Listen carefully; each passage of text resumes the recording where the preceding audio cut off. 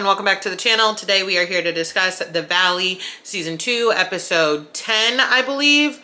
Oh, brother. Let me tell you something. I got a solid 6 minutes into this episode and I had to stop it. I truly was baffled, and I don't know why. I don't know why I would be baffled. I have been watching Jax Taylor on television for over a decade. I should not be baffled by anything that he says. And to be honest, I don't think I was baffled by anything that he says. It was almost like jarring to see him back on television, one, after knowing what we finally know like for a fact, but then the fact knowing that like everything that he's done in that Bravo just gave him a platter to come back onto this show and act the same way that he's always acted. Wow. Like you can tell he put his he's like, I was in rehab. It doesn't seem like he takes anything seriously, right? And then he comes back on the show and he is doing the same things. You can see him like clock back into work, right? Even the way he tells Zach when they get into it at Zach's boyfriend's party, oh, this is my show. This is my show. Excuse me, have you not gotten enough of that yet? Like last time I remember when you said, oh, this is my show to Lisa Vanderpump, you weren't on the show anymore, buddy. But again, I should not be shocked. Jax doesn't learn lessons. He doesn't learn lessons. He pretends to learn lessons and then is like, well, what do you expect me to do? What do you expect me to do? Jesse, of all people, picks him up from rehab, right? Because I'm not convinced that this is actually a rehab facility at this point. Picks him up, even though he's been getting out for an hour every week to go torment Brittany and do little shit at the house to make her feel uncomfortable.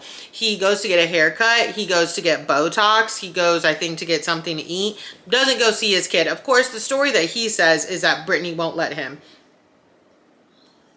Okay. He... all while saying, I have to be held accountable. No one can sugarcoat it. Y'all gotta hold me accountable. First of all, hold yourself accountable. Hold your fucking self accountable, right? He also is saying, my problem's not drinking, my problem's not drugs, it's anger. Okay, feel like that's not true, right? But also, if you have an anger problem, I don't think drinking and drugs are gonna make it any better.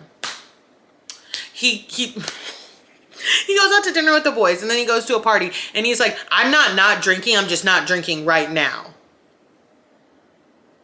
Y'all, what is going on? Like every week I know, and it's partially my fault. Every week I say, I think I have to be done with this show. I think I have to be done with this show. But it is scary that this man has continued to be able to have a platform. And the fact that he was on Watch What Happens Live after the episode. No wonder he thinks it's his show. I mean, and honestly, he just says the most outrageous things. He comes in and he says, oh, Brittany can have the house, right? But I'll leave everything in here, the furniture, all this. We see him packing up furniture, by the way. And he goes, but she needs to sell this house. She can have it. I paid the mortgage up. Not true. But she needs to sell it. What woman needs this many bedrooms? You're a woman with a child. You need to downsize. I'm sorry. What do you think being a woman with a child means? What do you think that means? Do you think that means you're unable to have a certain amount of rooms? What are you talking about? What are you talking about? Where's the sense? Where's the sense there? Now, moving on from that guy for a second, right? We have a conversation between Jason and Danny at the dinner to celebrate Jax's homecoming. And like, when I tell you all of these men getting together, not Zach, all of those straight men getting together, bouncing off of each other, it made my head hurt. Jason cannot hold Danny accountable. It's too much. It's really too much. Jax for damn sure cannot talk about anybody else's drinking. Really cannot. And then you have this random fucking business partner at the end of the table who is like, yeah, but why did you guys transform his bar? Hey, buddy, what are you his business partner in? Is it not the bar? I feel like it's the bar. I don't know what other businesses Jax has, right? But also, like I said last week, tarp and tape. They act like they changed the LLC name from Jax's to Britneys, to Brits. That's not what happened. Tarp and tape, temporary. Like, the way we are sitting here acting as if they went and absolutely overthrew this bar, took everything down, took his name off of it, he gets no more profits. It's ridiculous. It's so ridiculous. And then you know who showed up again? I know I said we're off of Jax, but here we are back on it. You know who showed up again? That life coach of Jesse's. That bald man what are your credentials? Actually, I don't want to know your credentials, because you know what? It probably doesn't fucking matter. All he does is enable these men. Enables these men. Speaking of Jesse, we barely saw Michelle this episode because her mom is passing away, and like she has since passed away. And she says that she asked Jesse, even though it's his week, if Isabella could spend time with her mom because she is dying, right? The story Jesse tells, there's two sides to every story, is, of course, I didn't know what bad shape she was in. Doubt that. Secondly, we need to have a conversation with Isabella before she sees her mom. No, dummy. Let her spend time with her grandmother since her health is rapidly deteriorating. And then you explain to her. Listen, explaining death to a child it's not ever easy. It's just not. I still remember when it got explained to me, like my first experiences with it. It's like ingrained in me. It's very hard to grapple with, but you don't get to like take your time and drag your feet with this when we have somebody whose health is declining at a rapid pace. But it's not anybody in his camp's health who is declining at a rapid pace. So he's going to lean on the excuse of like, I want to take the time and have a conversation with our daughter about death. Michelle's mom is the one that's dying. These men. Now, when it comes to the Janet and Nia conversation, here's how I feel about this, right? Nia is not telling the truth. Danny did not have only 2 high noons at the time of that altercation with Jason and Janet. Danny was wrong. Jason, Danny, and Jasmine. Jason, Danny, and Janet were all wrong in that situation. He did not only have 2 high noons. We saw that on camera, right? You, Nia, were even mad at him and telling him to shut his mouth and to stop talking. And then she walked away and she was like, I can't do this. I like Nia. I think she seems to be a very lovely woman.